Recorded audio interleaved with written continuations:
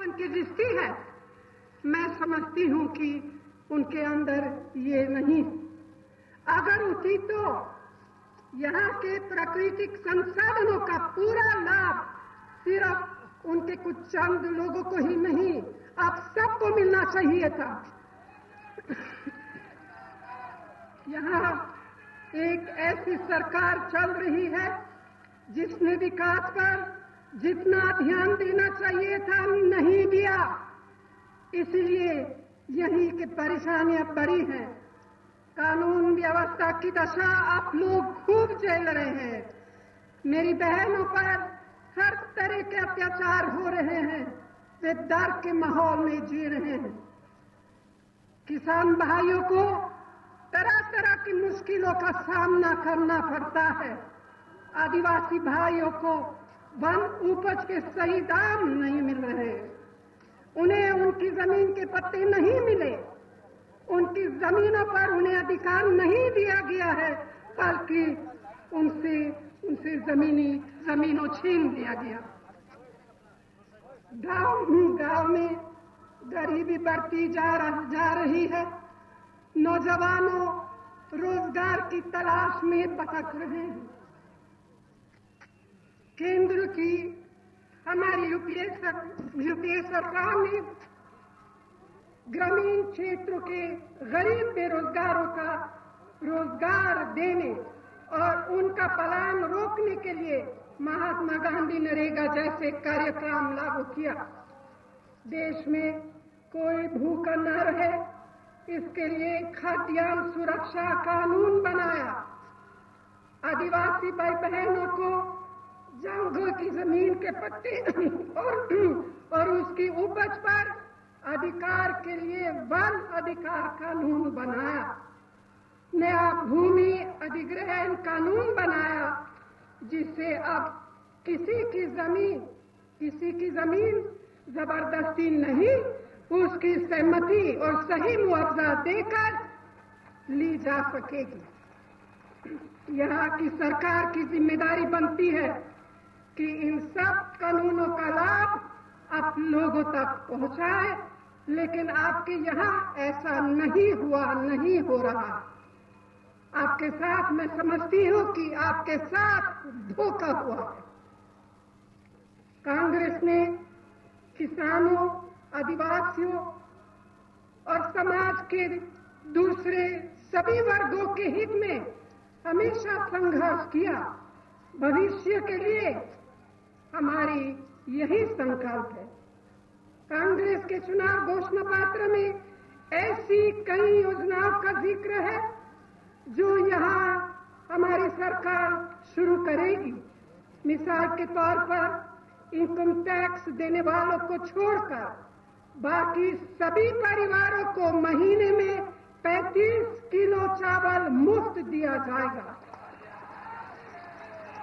बिजली और पानी की महंगी दरों से राहत मिलेगी और जिनकी जमीन छीन ली गई हो या नक्सली समस्या से पीड़ित है, उन परिवारों के पुनर्वास पर खास ध्यान दिया जाएगा।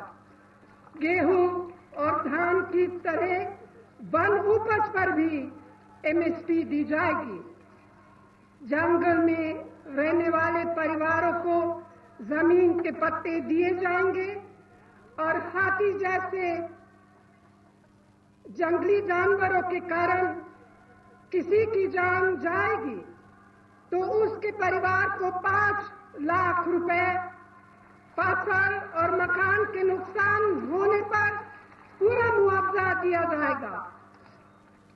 अंबिकापुर में तकनीकी शिक्षा के लिए भी टेक्निकल और रिसर्च संस्थान खोले जाएंगे। जैसे कि मैंने कहा, ये सिर्फ कुछ मिसालें हैं।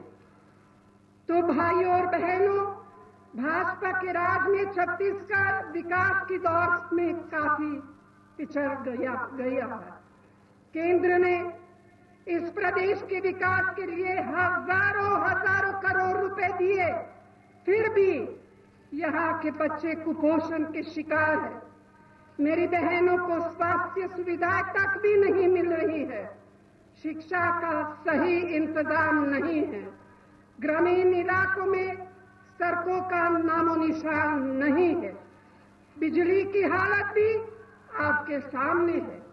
फिर भी मैं पूछना चाहती हूँ, ये लोग किस मुंह से बड़ी बड़ी बातें करते हैं और किस मुंह से हमारे ऊपर उंगली उठाते हैं। मैं इनसे कहना चाहती हूँ कि बातों से पेट नहीं भरती है। इसके लिए अपने स्वार्थों को छोड़ना पड़ता है। ईमानदारी के साथ दिन रात कठिन मेहनत करनी पड़ती है। जनता की सेवा के लिए समर्पित होना पड़ता है।